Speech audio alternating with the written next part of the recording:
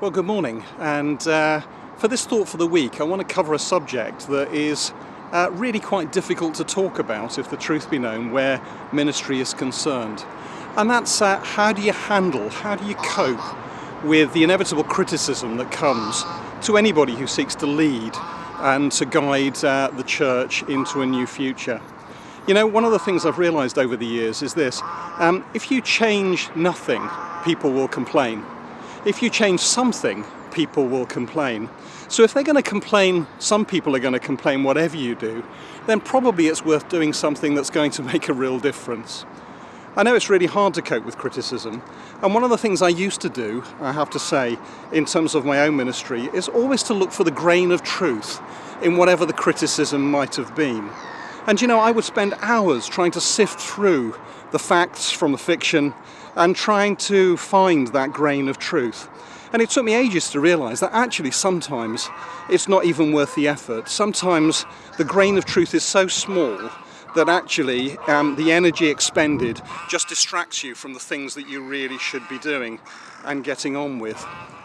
The difficulty, I suppose, and the positive, I'd say, is that sometimes people are against you whatever you might do. But the fact remains that there are people who are for you. There are people who want to be part of the process, and their criticisms are really important.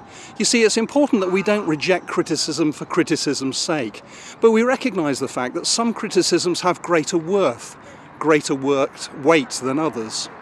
And those criticisms that really matter are, as Scripture says, the criticisms of a friend.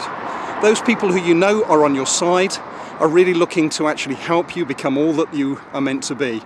But that means that they need to give you direction, they need to give you a steer, and they need to give you some critical input at times.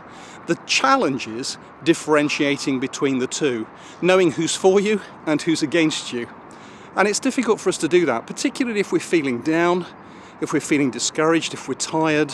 It feels like all criticism is bad criticism. But please, be encouraged.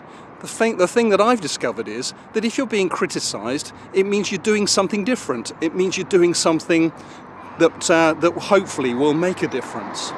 So don't get down, don't allow it to grind you down, but recognise that one of the things that we have to do at times is allow it, like a duck with water, to allow it to sweep over us, to brush it off and to move on.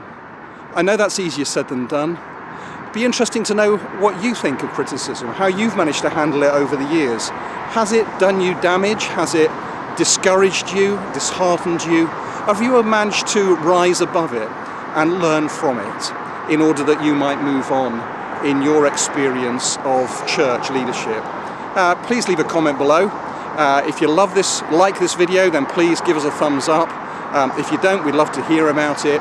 And if you feel like you could subscribe or get somebody else to share it, that would be wonderful too.